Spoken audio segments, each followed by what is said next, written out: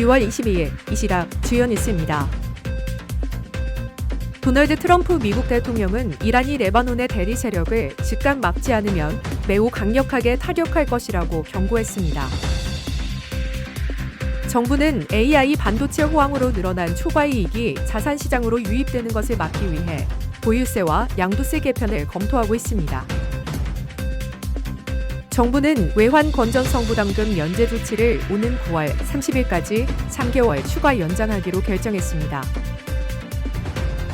올해 1분기 자산운용사의 당기순이익이 1조 4,664억 원으로 전년 동기보다 크게 증가했지만 적자 운용사 비율은 전분기보다 늘어 업계 쏠림이 심화됐습니다.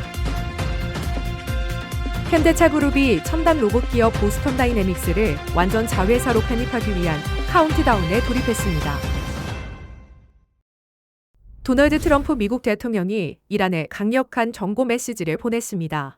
트럼프 대통령은 21일 자신의 트루스 소셜을 통해 이란이 레바논의 대리 세력을 즉각 멈추지 않으면 다시 강력하게 타격하겠다고 밝혔습니다. 트럼프 대통령은 이란이 막대한 자금을 지원하는 레바논의 대리 세력이 문제를 일으키지 않도록 즉각 행동에 나서야 한다고 압박했습니다. 그러면서 지난주에 이란을 타격했던 것처럼 다시 공격할 것이며 이번에는 더욱 강력할 것이라고 경고했습니다. 트럼프 대통령이 언급한 레바논의 대리 세력은 친이란 무장정파 헤즈볼라를 가리킵니다. 미국과 이란 간의 긴장이 고조되는 가운데 중동 정세가 더욱 불안정해질 수 있다는 우려가 커지고 있습니다. 정부는 인공지능 반도체 호황으로 발생한 초과 이익이 부동산 시장으로 유입되는 것을 우려하며 보유세와 양도세 개편에 속도를 내고 있습니다.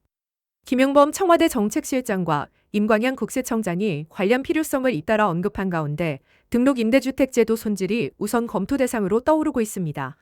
정부 내부에서는 반도체 중심의 구조적 이윤 증가가 장기간 이어질 경우 자산 시장으로의 유동성 유입이 심화될 수 있다는 판단이 나오고 있습니다.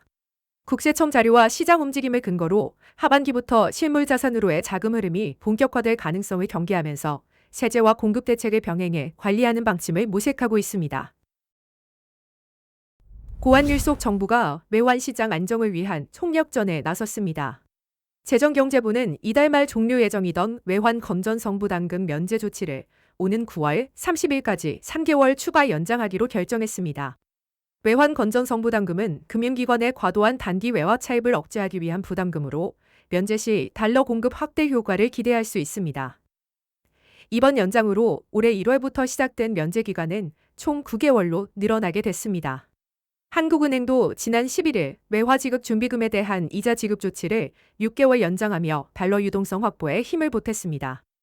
정부는 이르면 다음 달 잔여 한도 20억 달러 규모의 외화 외평채 추가 발행도 준비 중입니다. 달러원 환율은 지난 19일 기준 1,527원을 기록했으며 지난 5일 야간 거래에서는 1,560원대까지 치솟아 2009년 3월 이후 17년 만에 최고 수준을 나타냈습니다. 올해 1분기 자산운용사들의 당기순이익이 무려 1조 4,664억 원을 기록했습니다. 지난해 같은 기간과 비교하면 228.7%, 약 1조 원 이상 급증한 수치입니다. 코스피 지수 상승으로 수수료 수익이 늘어나면서 2022년 4분기 이후 최대의 분기 실적을 달성한 것입니다. 그러나 전체 511개 운용사 중 37.6%는 여전히 적자를 기록했고 이 비율은 전 분기보다 오히려 높아졌습니다. 펀드 시장이 ETF 중심으로 재편되면서 일부 대형 운용사로의 쏠림 현상이 심화된 결과입니다. 부동산 업황 부진으로 대체 투자 운용사들의 실적도 악화되며 업계 내 격차는 더욱 벌어지고 있습니다. 금융감독원은 시장 쏠림 현황을 중점 모니터링하고 제도 개선을 이어가겠다고 밝혔습니다. 현대차 그룹이 첨단 로봇 기업 보스턴 다이내믹스를 완전 자회사로 편입하기 위한 카운트다운에 돌입했습니다.